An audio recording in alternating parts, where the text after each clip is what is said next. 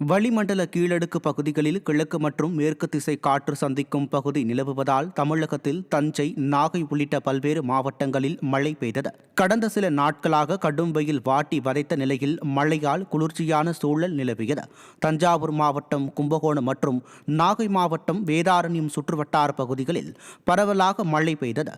சுமார் அரை மணி நேரம் பெய்த மழையால் சாலையில் மழைநீர் தேங்கி பொதுமக்களும் வாகன போட்டிகளும் அவதிக்குள்ளாகினர்.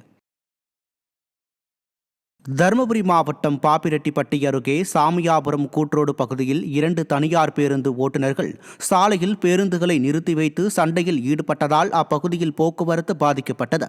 எந்த பேருந்து முதலில் புறப்பட வேண்டும் என்ற நேர பிரச்சினையில் 2 பேருந்துகளின் ஓட்டுநர்கள் இடையே தகராறு ஏற்பட்டதாக கூறப்படுகிறது.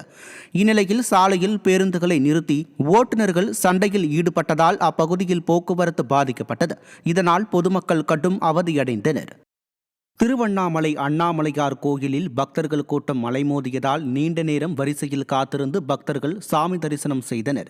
ஞாயிற்றுக்கிழமை அதிகாலையில் கோயில் நடை திறக்கும் போதே தரிசனத்திற்காக பக்தர்கள் நீண்ட வரிசையில் காத்திருந்தனர். மேலும் வெளி மாநிலங்களில் இருந்து ஆயிரக்கணக்கான பக்தர்கள் குவிந்ததால் சுமார் 4 மணி நேரம் காத்திருந்து பக்தர்கள் சாமி தரிசனம் செய்தனர். முன்னதாக அண்ணாமலையார் உண்ணாமுலை அம்மனுக்கு சிறப்பு அபிஷேக ஆராதனைகள் நடைபெற்றது.